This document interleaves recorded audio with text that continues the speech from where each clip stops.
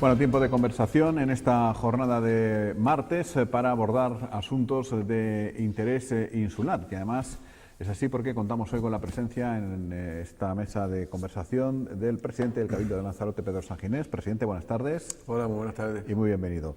Bueno, casi que lo penúltimo que hemos conocido, que nos pueda interesar, evidentemente, por parte de la corporación que preside, del gobierno que preside, ha sido la firma del convenio con el Gobierno de Canarias para el Observatorio del Cambio Climático, que es una de las cuestiones que se habían apuntado a principio de legislatura, que iba a estar en Lanzarote, y de momento ya se ha dado el primer paso.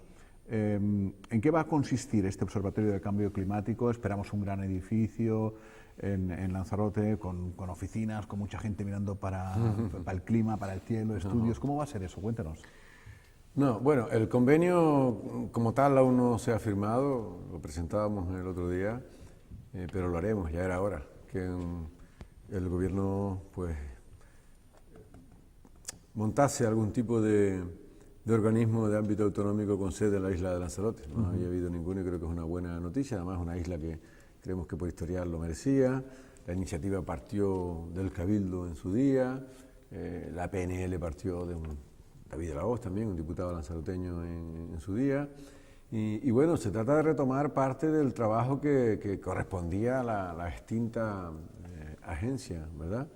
Contra el cambio climático, entre otros títulos, de entrada para participar en otros organismos internacionales de lucha contra el cambio climático y seguimiento de las acciones del hombre que están contribuyendo al calentamiento global, y promover también en el ámbito de la Macaronesia que proliferen este tipo de organismos e instituciones, y el resto de acciones, porque esto arranca con 200.000 euros pintados para la isla de Lanzarote, pues emanarán de las distintas comisiones que se han creado, que se contaban el otro día, que participarán con las dos universidades canarias de cuáles son las acciones que se proponen al gobierno, en definitiva, para la lucha contra el cambio climático. Hay 5 millones de euros para gastar de aquí al 2020 en esta cuestión, y gran parte de las decisiones que el gobierno adopte emanarán de esa oficina que, como bien se ha dicho, tendrá sede en la isla, pero no, de momento no estamos pensando ni en grandes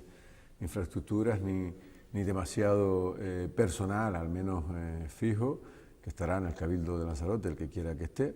De momento, y a futuro se espera que esté en la sede de la Reserva de la Biosfera, en el edificio sede de Reserva de la Biosfera, que parece un lugar pues muy idóneo para esta cuestión. Pero estamos hablando efectivamente de un ente autonómico, y convertir a Lanzarote en una referencia en el archipiélago de este tipo, de estas características sobre el cambio climático, al que lo somos, por ejemplo, en vulcanología o en observación.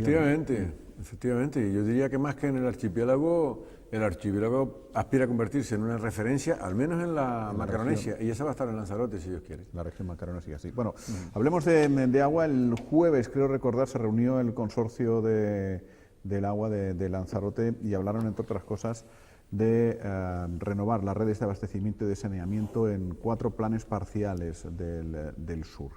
De Playa Blanca, entre otras cosas, ¿no? Pero centrándonos en eso.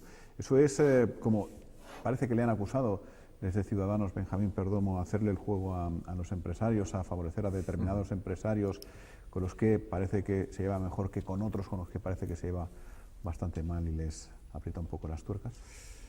Les extorsiono, es lo que ha dicho a los otros, no en este medio, pero ya me han dicho que en varios.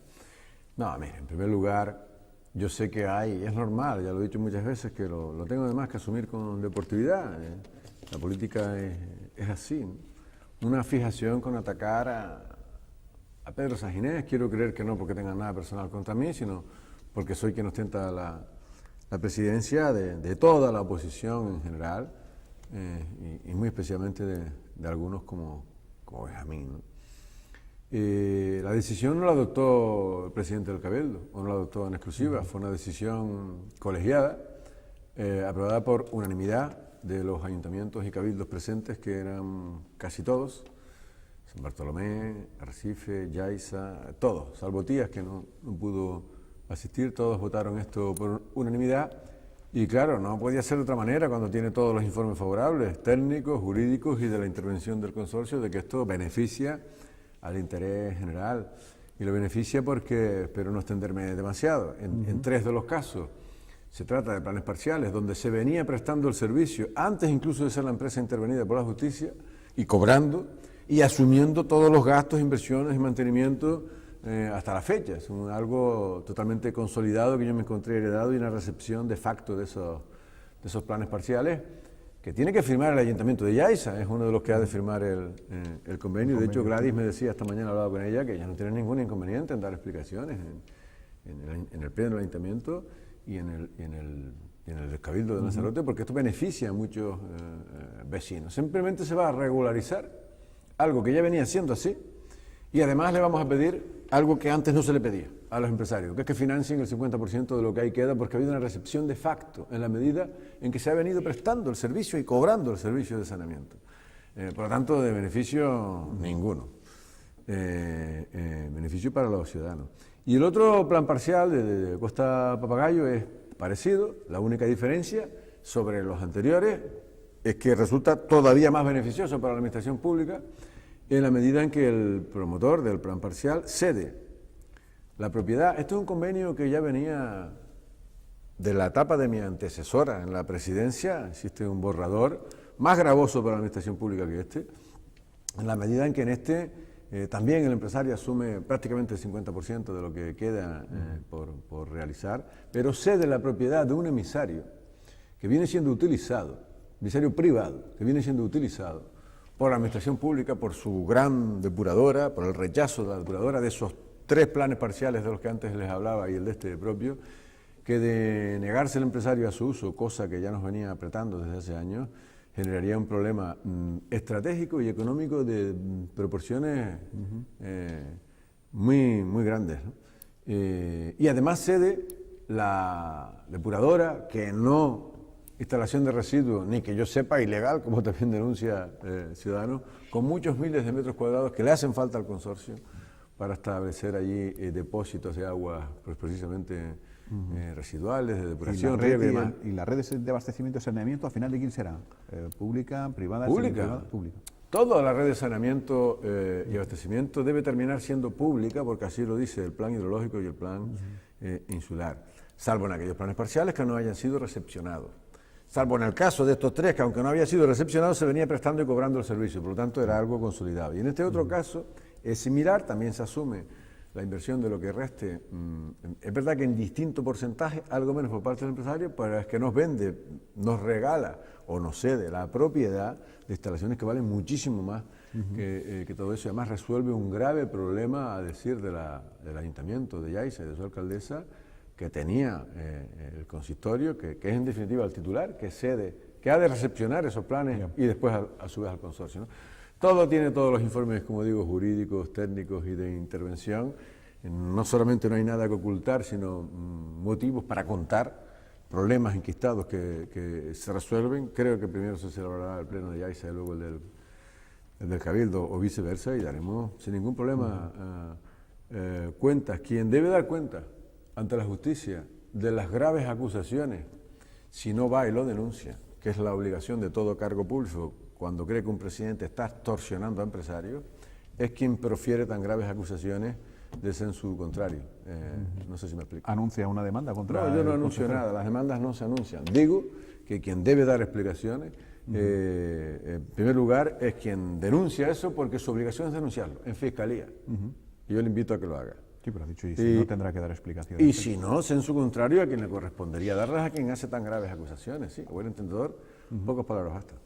Lo cierto es que el asunto del agua le ha suscitado más críticas, no siendo esto, por ejemplo, la cesión de la redacción del plan hidrológico a Gesplan, creo recordar que también ha sido criticado, aunque usted ha dicho que una cosa es ceder el trabajo y otra cosa es omitir la responsabilidad de estar vigilante frente a este trabajo. No ha sido a Gesplan, es que está mal informada, la pregunta no está del todo bien formulada. Ni siquiera sé si el gobierno lo va a hacer con Gesplan. Lo que hemos acordado, los 7 cabildos de Lanzarote, cederlo al gobierno, claro. Los siete cabildos de Canarias, por imperativo europeo, en realidad, que ya no acepta más prórrogas y dilaciones, de que exista un plan único de Canarias, al menos bajo una misma dirección. El gobierno nos ha pedido y los 7 cabildos hemos accedido, mire que somos distintos colores políticos, a delegar, entiéndase, las atribuciones que tienen los consejos insulares, una decisión del Consejo Insular, en el gobierno de Canarias, bajo la dirección del Consejo Insular, de lo que quiera que se vaya a hacer en Lanzarote. Si el gobierno lo va a hacer o no con GESPLAN, pues no lo sé, es posible que lo haga con GESPLAN y con los equipos que ya tenía contratado el Consejo Insular, también, ¿no? Una decisión colegiada de toda Canarias, que como todo lo que yo decida se critica, claro. En cuanto a las desaladoras, finalmente ya es criterio político que asume el grupo de gobierno, ya se había dicho, ya se conocía que defienden la titularidad pública de todas las desaladoras, no van a permitir desaladoras privadas en Lanzarote, al menos esa es la filosofía, pero creo que hay un par de excepciones y que estarían relacionadas con el sector primario y también con el sector del ocio, con los aquaparks. Bueno, que las desaladoras privadas no se permiten en Lanzarote lo sabe todo el mundo, porque ha sido así siempre, mucho antes de que yo asumiese esta responsabilidad. Es que pareciera, para algunos, como la presidenta Solán, que tengo que decirlo, que falta la verdad, y además lo hace a sabiendas de que falta la verdad, diciendo que contravenimos no sé qué normas y leyes, cuando es algo que ha aprobado el gobierno de Canarias, porque los planes hidrológicos tienen la facultad para hacer lo que estamos haciendo, y insisto en que lo sabe. Yo creo que lo hace en la creencia de que al no estar la gestión en manos de INALSA, sino de una concesionaria, entiende que la administración pública está en una situación de mayor debilidad y es por eso que tratan de aprovechar esta circunstancia. Esto no es nada nuevo, ni tampoco es nuevo porque ya lo dice el borrador. Yo no sé si estaba en el avance del plan insular, pero desde luego en el borrador que se distribuyó para la aprobación inicial sí aparece ya la posibilidad de establecer excepciones a la desalación cuando el destino o el consumo del agua sea el sector primario, agricultura, ganadería o pesca. Eso ya está en el borrador que se ha entregado en su día y eso es probable que esté, si no nos lo vuelven a tumbar, porque también estaba en lo que pasamos al gobierno cuando se aprobaron las normas transitorias hoy vigentes que lo prohíben tajantemente, las desaladoras privadas sin moratorias y sin nada. Eso es algo que vamos a tratar de recuperar también. Una moratoria para aquellas que todavía tienen autorización o la tuvieron, en fin, en función de cada circunstancia. Y es cierto también que aquel que su actividad es eminentemente el agua, como un parque acuático, ciertamente, que hoy tenga una desaladora, probablemente tendría que cerrar el negocio al precio que tiene la agua turística, que honestamente es cara. No es la más cara está en Fuerteventura, que siempre ponen de ejemplo, de las aguas turísticas, pero ahí sí que habría, yo no sé si que hacer un precio especial en las tarifas que aprueba el consorcio para este tipo de consumidores o ser algo más permisivo porque no sería posible un parque acuático a casi 3 euros la tonelada, ciertamente. ¿No? Hablemos de la red tributaria insular, que también recientemente se ha firmado el acuerdo con los ayuntamientos de Arrecife, Tinajo, Teguise y Aría. ¿Y los otros 3? ¿Por qué no se ha firmado con los 7? Y, en fin, el segundo paso sería completar esa red tributaria insular. Bueno, pues yo creo que otro de los grandes, si me lo permiten, hitos de la legislatura, yo sé que a la población no le da demasiada importancia a día de hoy, aunque es la principal beneficiaria.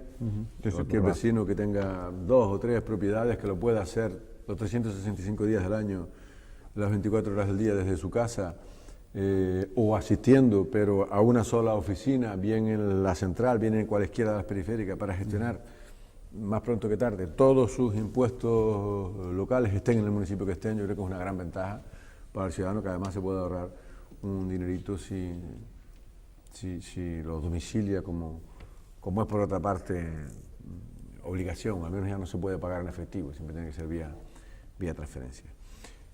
Han entrado todos, menos 3, porque en el caso de Tías, ellos acaban de instaurar recientemente una herramienta, han asumido, creo recordar, el servicio que tenían externalizado y querían darle un poco más de recorrido a esta nueva herramienta. Y entiendo que también, como el resto, como Yaiza o como San Bartolomé, aunque todos han expresado su felicitación y su voluntad de hacerlo, la integración, digo, una vez que el instrumento genere, ¿verdad?, la confianza suficiente y tenga algo de recorrido. Yo estoy convencido que serán los propios usuarios, cuando comprueben que el vecino del municipio al lado tiene un mejor servicio, los que pedirán al municipio que se unan y lo hagan, ¿no? Para nosotros era fundamental que la capital estuviese, por razones obvias, hasta la mitad de la población, y estando 3 más podíamos arrancar, lo hemos hecho, y es de las pocas cosas, con esto termino, lo dije en la presentación, usted lo sabe, Jaime, hay muy pocas cosas que consienten unanimidad política e institucional en esta isla, salvo la lucha del petróleo y algunas más, en los 7 años que llevo en esta presidencia, y esta es una de ellas, ¿no? Muy bien. Un gran trabajo, por cierto, de la titular del órgano de gestión y también del ente, Pilar Zurita, y es verdad que de muchos técnicos de todas las administraciones concernidas, motivo de felicitación para ellos y para todos los que han hecho posible esta red tributaria. Bueno, el último gran enfado ciudadano también casi unánime, que ha suscitado unanimidad, en fin, porque el agua puede enfadar a unos y los tributos a otros y el no sé qué a no sé cuántos, pero este ha suscitado cierta unanimidad, es las incomodidades de la ciudadanía que van creciendo, o al menos esa es la sensación, cada vez que se celebra una prueba deportiva. No sé si es porque las exigencias de tráfico son mayores, si por lo que sea, pero tomando como ejemplo el último triatlón, el Tri 122, pues ahí a la gente, presidente, se le llenó bastante la cachimba a mucha gente. Sí, pensé que me iba a estar a hablar, que también tiene algo que ver con las velocidades de los cinemómetros, las guías ciclistas y demás. Está me estaba preparando para ello. Pero no es exactamente, me estaba preparando, ¿no? Así es, de hecho la semana pasada había una reunión, admito y reconozco la celeridad con la que la delegada del Gobierno en Canarias, Mercedes Roldós, atendió a la llamada de esta presidencia y con la que se montó una reunión porque el Ironman peligraba si se cierran las carreteras o las rutas alternativas que nos estaban planteando. Me dirigí a ella para decirle que en esas condiciones nos veríamos abocados a suspender el que es nuestro buque insignia en materia deportiva y que estaba extraordinariamente preocupado. Parece ser que se va a poder salvar, es verdad, no tanto que la normativa haya cambiado, sino que cada vez son más las exigencias. Porque las normas a veces se prestan a interpretación, cualquier prueba deportiva requiere el cierre de la carretera y el Cabildo entiende que cerrada está. Es verdad que en uno solo de los 2 carriles, y lo que pedía la declaración del Gobierno en todo caso es muchos más efectivos, muchos más conos, mucha más señalítica que garantice que nadie se salga al otro carril, ¿no? Por decirlo de alguna forma, y parece ser que esto está salvado para el Ironman. Pero siempre la Guardia Civil tiene la potestad a última hora de entender que no se dan las condiciones y cerrarla, como pasó el pasado Ironman, se llegó a cerrar en el pueblo de Lleida de Uga, dejando incomunicado durante 4 horas algunas de esas pagos, que un enfado monumental, como es lógico por otra parte, o el que hubo con el motivo del triatlón. Para el Ironman lo tenemos solucionado, pero es verdad, y venimos hablando desde hace mucho, y mire que lo intentamos, de que haya un calendario más razonable y no muramos de éxito, porque deportivamente estamos muriendo de éxito, pero la ciudadanía está pagando algún precio y sería bueno que se atienda a razones, entiéndaseme, tanto por parte de promotores como por parte de los ayuntamientos, de que el Cabildo no va a estar, no puede estar además en todas y que permitan diseñar, no hacer un calendario que hecho está. Los calendarios están hechos, ¿de qué es lo que hay? Lo que ocurre es que hay demasiado, eso no se hace con un calendario, se hace a la vista del calendario, pues a lo mejor teniendo que renunciar a algunas pruebas para fortalecer otras y colocarlas en el tiempo de manera razonable, ojalá, pero el Cabildo tampoco puede imponer, porque después cada promotor y cada ayuntamiento quiere su momento de gloria deportiva. Claro. Y esto no es sencillo, ¿no? Pues así es. Y en el tema de los radares que apuntaba, también hay mucho enfado, sobre todo en Tinajo, ¿no? Y usted, Cabildo, sacaba una nota de prensa aclaratoria hace relativamente poco tiempo, en el que decía que ustedes no imponen ningún límite de velocidad, salvo en la vía vieja de Playa Blanca, y lo que sí que han impuesto, de acuerdo con Tinajo, corríjame si me equivoco, es el control de velocidad, los radares en las vías ciclistas. Bueno, de acuerdo al menos en su momento. Yo admito que todo en la vida es revisable y esto también. Pero lo que se pretendía y se pretende, porque por un lado nos quejamos de la enorme inseguridad de las carreteras, de los accidentes que está habiendo, de las muertes que está habiendo, apostamos por el turismo deportivo, pero después no queremos pagar el precio que esto supone, y yo lo puedo entender cuando uno tiene que ir a trabajar todos los días, ¿no? Pero es verdad que esto se habló en su día con todos los ayuntamientos con espacio en donde se van a colocar esos radares. Se esperan más a lo largo de la isla, especialmente donde hay rutas alternativas. Por ejemplo, Arrecife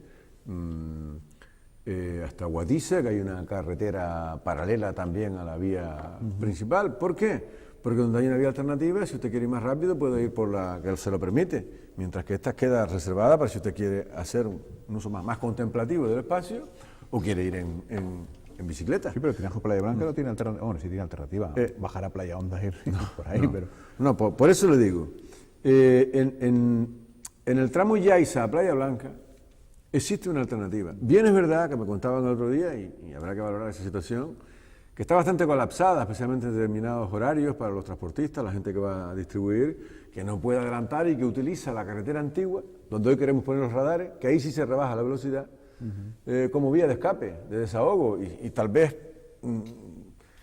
generemos o agravemos un problema, o generemos un problema donde no lo hay para dar salida a 40 kilómetros de entrenamiento, porque los ciclistas deportivos, esto es algo que la población debe saber, ni quieren carriles bici, ni quieren arcenes anchos, quieren carreteras seguras donde transitar y poder ir en equipos, ¿no?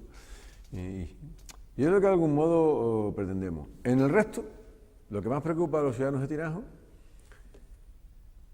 no se cambia la velocidad, es lo que estamos diciendo. O sea, no es la vía ciclista la razón por la que ahí hay que ir a 60.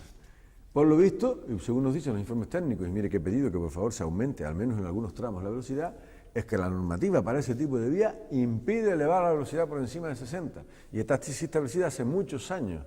¿Qué hacen los radares? Hacer cumplir la norma, hacer cumplir lo que está establecido. No hacen otra cosa distinta que esa.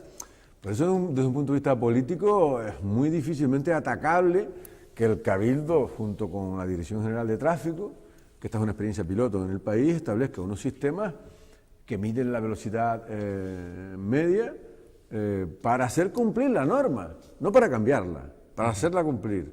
Desde el punto de vista político es muy poco atacable. Yo puedo entender esa incomodidad. Bien es verdad que no en los dos tramos se mide la velocidad, pero yo no voy a animar tampoco a los ciudadanos a ir a velocidad de la que establece la norma. Pero no en todos los tramos se mide la velocidad media, unas son que la miden, la velocidad intermedia, y otras miden la velocidad de paso, como el resto de radares de la isla, ¿no? Bueno, vamos a hablar un poco de política regional, porque usted es de los que ha alzado la voz de una manera, en fin, clara y sin tapujos en favor de la triple paridad, que cada vez más se está abordando, que hay una comisión en el Parlamento, que todos los partidos políticos, a excepción de Coalición Canaria, parecen estar dispuestos en alguna u otra medida en terminar con esa triple paridad. Y el Cabildo de Lanzarote, junto con otros 4 cabildos de las islas, han firmado un manifiesto en defensa de la triple paridad, salvo que exista consenso. Es una postilla que realizan ustedes, ¿no? Pero no podemos ya, no sé si dar por muerta, pero activar un plan B para garantizar que el desequilibrio de las islas no capitalinas con respecto a las capitalinas esté garantizado por otra vía que no sea la del factor humano, ¿no? Que es la que garantiza la triple paridad. Y si, por ejemplo, vía factor presupuestos. No es el factor humano, es el factor territorial. El factor humano es el que pretenden otros, que sea una persona, un voto. Aunque entiendo lo que me quiere decir. Este es el asunto más importante que debemos tener quienes nos dedicamos a la política en este momento en la agenda política. No hay nada más importante para Canarias en estos momentos. Porque si el desarrollo de las islas no ha sido acompasado con la triple paridad, que para que los ciudadanos lo entiendan, yo creo que hay que hacer un enorme esfuerzo, muy sucinto, conjuga población y territorio. Es decir, que todas las islas tengan representantes en el Parlamento, no en número igual, pero sí importante, para que no pese solo la población.